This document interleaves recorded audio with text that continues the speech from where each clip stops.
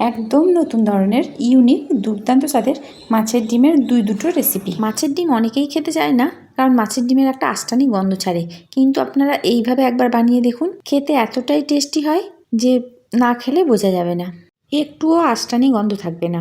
নমস্কার বন্ধুরা, হেসেল বনলকিতে আপনাদের সকলকে স্বাগত। মাছের ডিমের ওপরে যে পাতলা চামড়াটা থাকে, প্রথমেই সেই চামড়াটা ছাড়িয়ে ফেলে দিয়ে এর মধ্যে দিয়ে দিচ্ছি অর্ধেকটা লেবু রস। এখানে 200 গ্রাম মাছের ডিম আছে, তার জন্য অর্ধেকটা লেবু দিলাম। লেবুর রসটা কিন্তু দিতেই হবে, তাহলে আষ্টানি গন্ধটা একদম চলে যাবে। দিয়ে দিচ্ছি হলুদ এবং পরিমাণ মতো লবণ। খুব ভালো করে এটা আগে মিশিয়ে নিচ্ছি। এখন এর মধ্যে দিচ্ছি 1 চামচ বেসন আর 2টো কাঁচা লঙ্কা কুচি। এটাকে এবার খুব ভালোভাবে মিশিয়ে নিতে হবে। আর শুধু মিশিয়ে নিলেই হবে না, মিশিয়ে নেওয়ার পর এটাকে খুব ভালোভাবে ফেটিয়ে নিতে হবে। হাতে একটু সময় নিয়ে খুব ভালো করে ফেটিয়ে নিলেই রেসিপিটা খেতে খুব ভালো লাগবে। ডিমটা খুব ভালোভাবে ফেটিয়ে নেওয়ার পর কড়াই দিচ্ছি 2 চামচ সর্ষের তেল।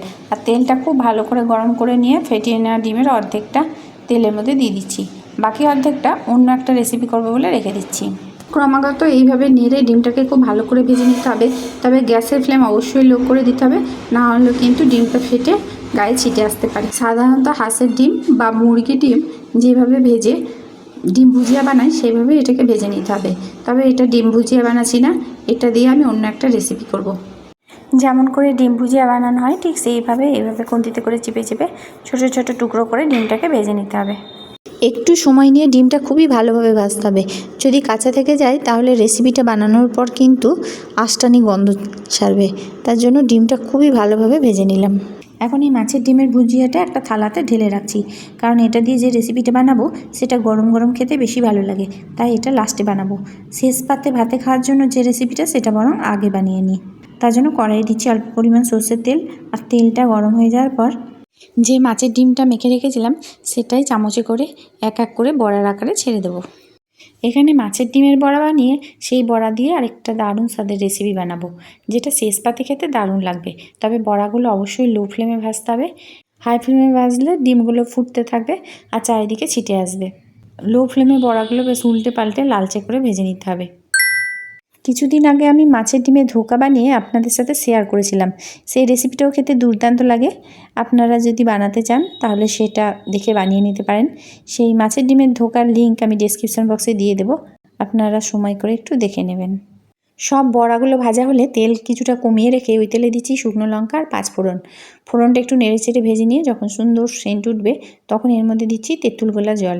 একটা পুরানো তেঁতুল আগেই ভিজিয়ে রেখেছিলাম, এখন ভালো করে ছেঁকে জলটা দিয়ে দিচ্ছি। চিপে নেওয়া তেঁতুলটার মধ্যে আরেকবার জল দিয়ে ভালো করে কাঠটাকে বার করে সেই জলটাও এর মধ্যে দিয়ে দিচ্ছি। এখন দিয়ে দিচ্ছি পরিমাণ মতো লবণ, দিচ্ছি 4টে কাঁচা লঙ্কা আর দিচ্ছি 3 চামচ চিনি। এটা একটু মিষ্টি মিষ্টি ভালো লাগে, তার জন্য 3 চামচ দিলাম। ফুটতে শুরু করলে ভেজে রাখা বড়াগুলো দিয়ে দিচ্ছি।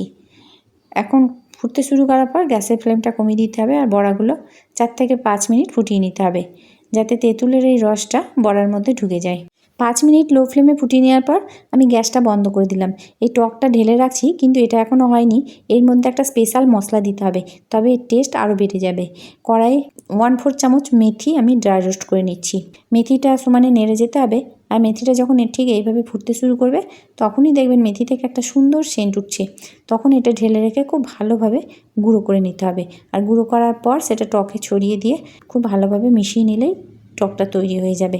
শেষ পাতে খাওয়ার জন্য দারুণ একটা টকের রেসিপি। এখন কড়াইয়ে 3টে মিডিয়াম সাইজের আলু খোসা ছাড়িয়ে এভাবে টুকরো টুকরো করে কেটে ধুয়ে নিয়ে নিচ্ছি। এর মধ্যে দিচ্ছি পরিমাণ মতো জল। জলের পরিমাণটা এমন হবে আলু থেকে একটু উপরে থাকবে, খুব বেশি জল দিলে হবে না। দিয়ে দিলাম একটা বড় সাইজের পেঁয়াজ আর একটা টমেটো।